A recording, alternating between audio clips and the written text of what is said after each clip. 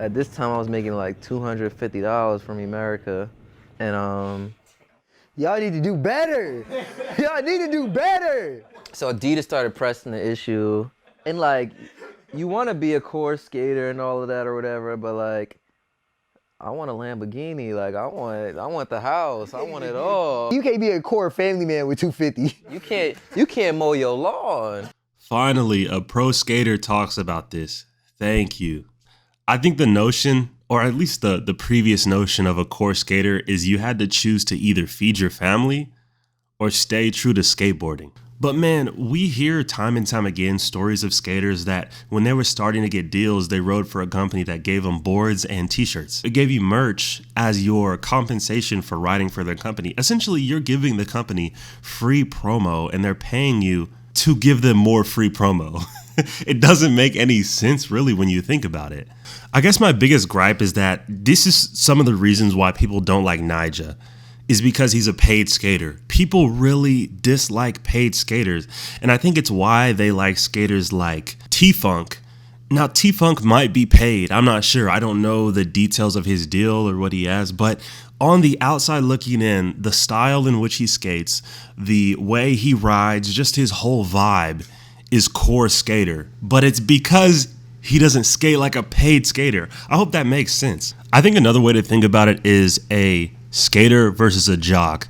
Like back in the day, these are two dichotomies they're two different sides of a coin. Like, you know, skaters were kind of often outcast because skateboarding is founded upon counterculture.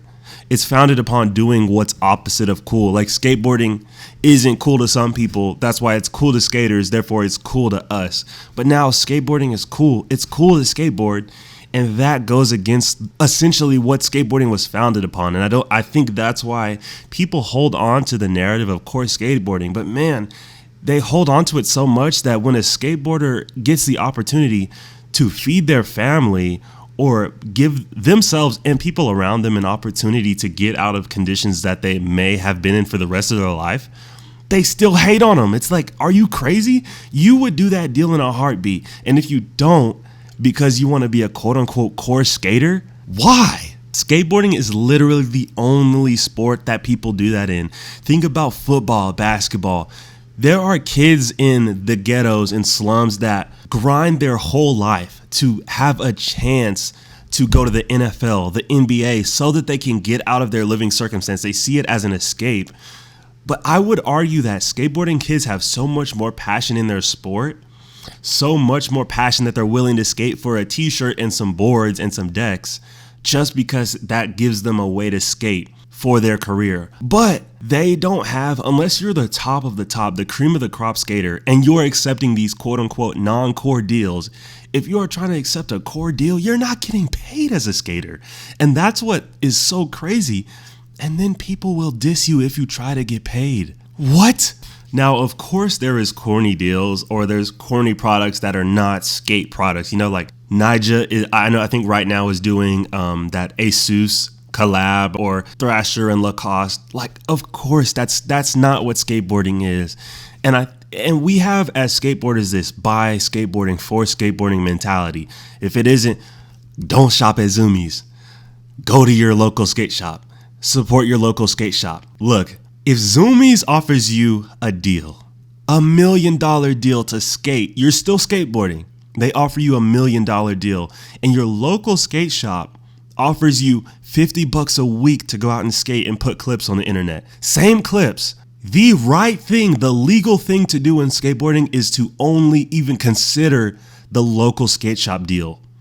It's a cardinal sin to go with that Zoomies deal. You would be outcast in society. There's no way you're a core skater. That's got to be the craziest thing about skateboarding. Why is it like that? You think about college football today, college basketball today. These players are now getting paid to go to college. So before they're even pro, before you get to the $1 million contracts, you're getting to the $1 million contracts in college now. People are before that, people are behind doors going to people's houses saying, "Hey, I got your mom on the backside with this house," or "I got you, your family don't gotta pay. I got you every time you go out in a restaurant." People chomping at the bit to have you for their company so they can pay you so you can represent them on the field or football field. You got to do so much mental gymnastics, it seems like, as a pro, to be a pro skater. Nyjah rips, and I'm not a Nyjah fanboy, but it's undeniable the skill he has. But the haters that he has, just because of or you know, a better example, Ryan Sheckler. Ryan Sheckler was ridiculous at his young age, but the amount of haters that he got because he was cool, flashy like Justin Bieber or somebody, or Rob Dyrdek putting street skateboarding into the competition circuit, creating Street League. Dude got so much hate for that because it's not core skateboarding. You're corporatizing skate. Never go full corporate with skateboarding, bro. Now, thanks to that, people have purses they can skate for. It's a way to get paid to skateboard. Like the dream with skateboarding is you get paid to do it. You can make it your career. How do you do that if you can't accept the deals that make your career a career? You can go be a coder and make more than a pro skater when it's a sport. It's entertainment. Classifying that clip that Tyshawn said, where he said he had to accept the Adidas deal. In the video, he said that they said that he wouldn't make in 5 years' time what Adidas was offering him. And he's like, well, I want to be a core skater, but I also want to get paid. You have dreams as a person, as a kid, that you can't fulfill with a salary that he was getting before he got the Adidas deal. But guess what? According to skateboarding laws, he sold out. You sold out because you went on Adidas back then. But could you imagine if skateboarding went full corporate? You know how many people would be able to skate pro, feed their families, and have a great life? They never have to touch any single other thing again.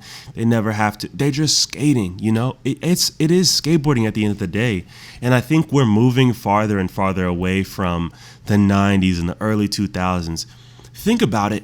The greatest skateboarders out right now, Paul Rodriguez, all of these guys that are considered some of the greats right now, they have the most money. Paul Rodriguez is making a killing at Nike. Bro is making ludicrous money. Does anyone ever call P-Rod a sellout? And is it because his skill is just so good that you can't deny him? That's just my gripe about skateboarding. No, Tyshawn didn't sell out, at least on my end. If you disagree or if you have any of the same sentiments, definitely leave your opinion in the comment. I'd love to get your guys' gauge on this topic and how you guys feel about the core skater and selling out. So definitely leave your comments in the comment section below. Leave a like and subscribe, all of that goodness. Appreciate you guys for watching the video.